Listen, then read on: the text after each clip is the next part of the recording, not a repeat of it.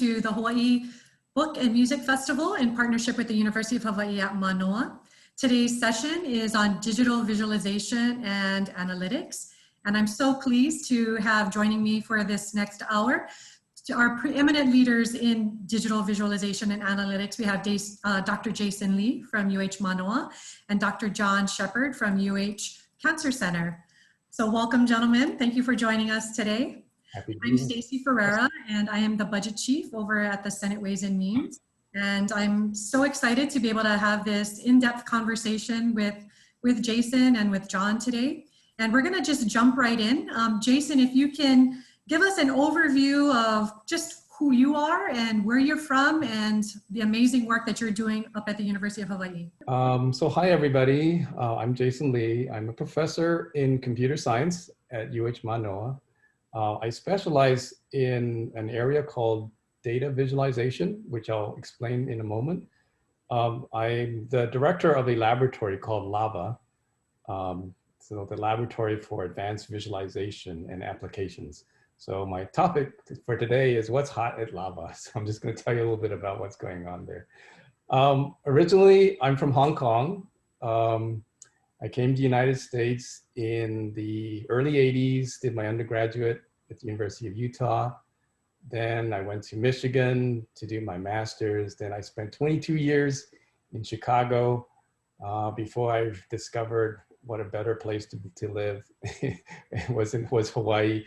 So I've been here now for about 5 years and loving every minute of it. I've never been more at home anywhere in the world than being here in Hawaii. So what I'm going to tell you a little bit about is the work that I've been doing in the lab. And the thing that's interesting in what we do in data visualization, which I said I'll explain in a moment, is that there is this intersection of art, computing, and science. And in particularly important in Hawaii is culture. And so what I mean, and the reason why these are so important in something called data visualization is that what we do in data visualization is that we take data that we get from various sources and we try to turn them into pictures. And the pictures are intended to tell a story, to explain what is hiding in that data so that people can understand what's going on and make a good decision about it, right?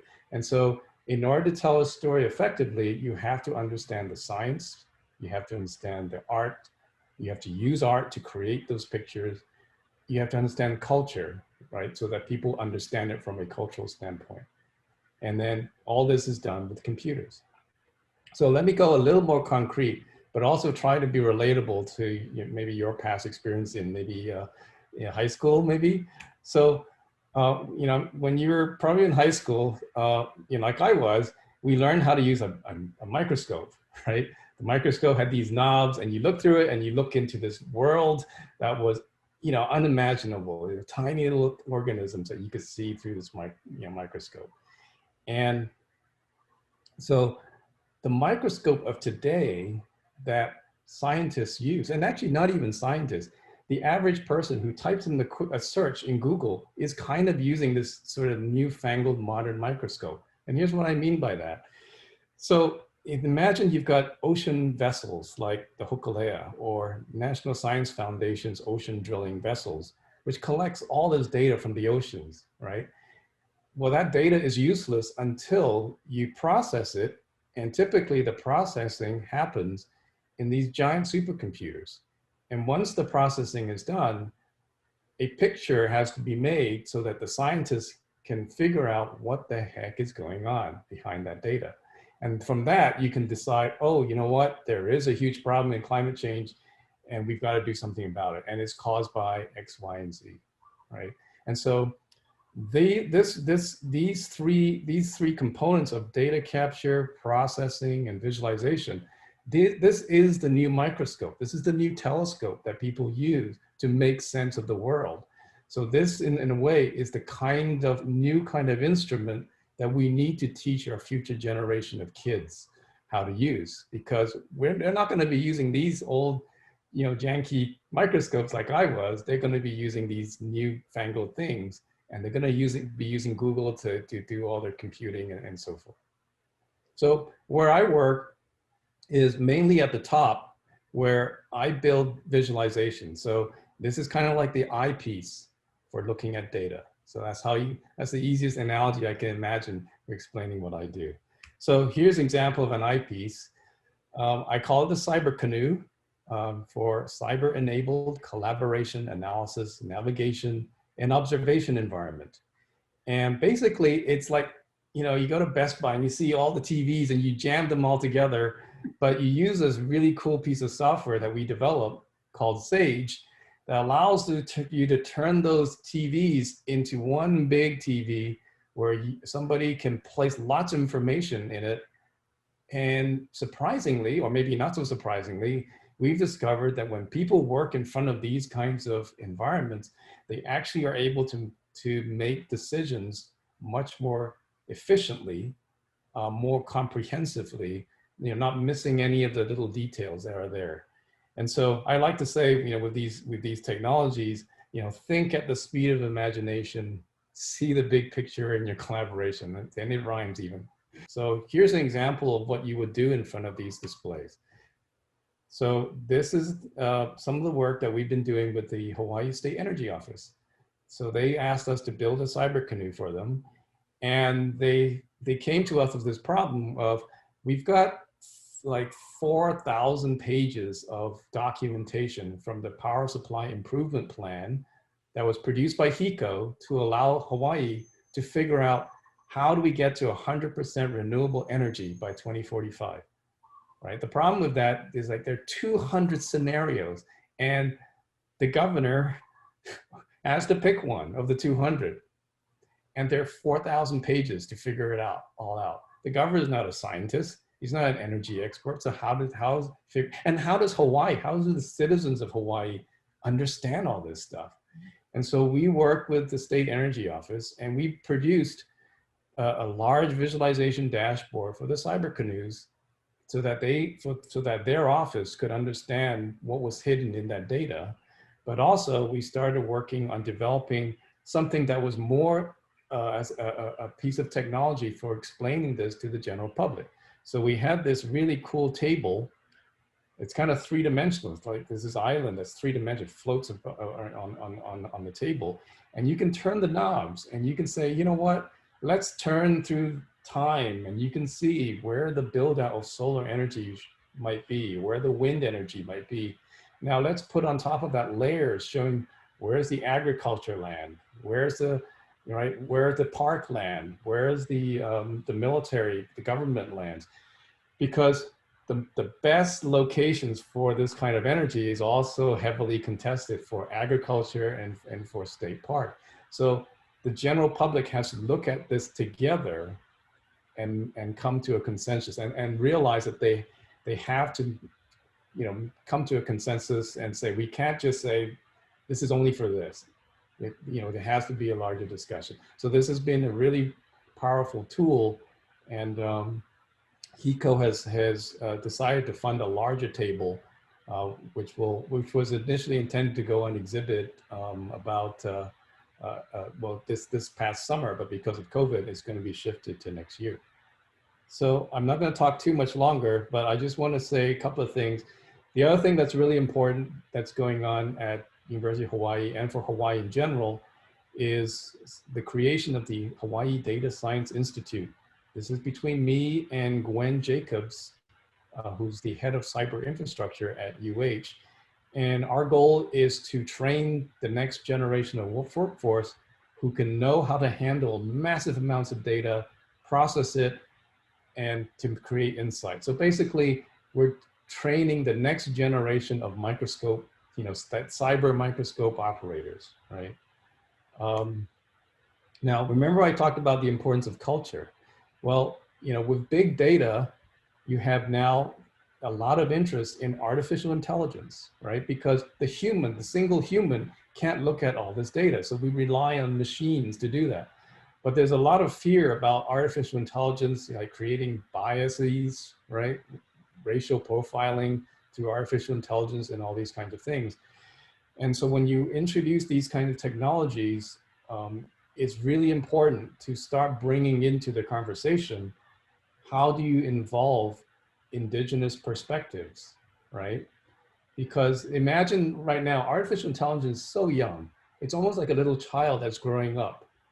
Question is, how are you, and then this child is so interested in everything. It's absorbing everything it learns from the internet. But you know what? If you send the child to a bad neighborhood and he learns everything it can, it's going to develop bad behaviors, right? So it's now really becoming like a community problem to make sure that this artificial intelligence child that we're raising is properly raised. And so it's critically important to involve the indigenous populations. And so we created this workshop about a year ago that brought in, communities from Hawaii, Aotearoa, Alaska, Canada, together so that they can think about, what does AI mean to them? How would they raise this new child of AI, right? In a Pono kind of way, as it were, right? So I'm John Shepard. I'm a professor over at the University of Hawaiʻi Cancer Center. I've been here 3 years now, and before that I was at the University of California, San Francisco in the radiology department for about 20 years. And I'm originally from Texas. I'm fourth generation Texan, and thought I was going to be there my entire life, but I went off to get my PhD at the University of Virginia. And then I had an opportunity to do a postdoc at Princeton. And then I followed my job opportunities, and that brought me to different places, Boston, then California. And ultimately here, I have been working with the University of Hawaii for about 10 years on a project called the Multi-Ethnic Cohort. That's one of the world's largest multi-ethnic studies, and it's a partnership between University of Hawaii and USC.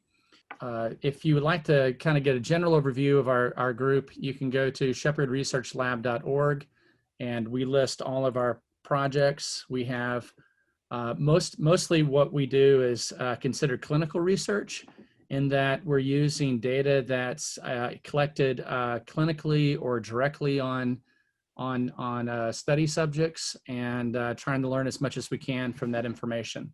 And we do this very straightforwardly by scanning people with these 3D optical cameras. We may scan 1,000 people and come up with an average shape of a man and a woman, as you see here.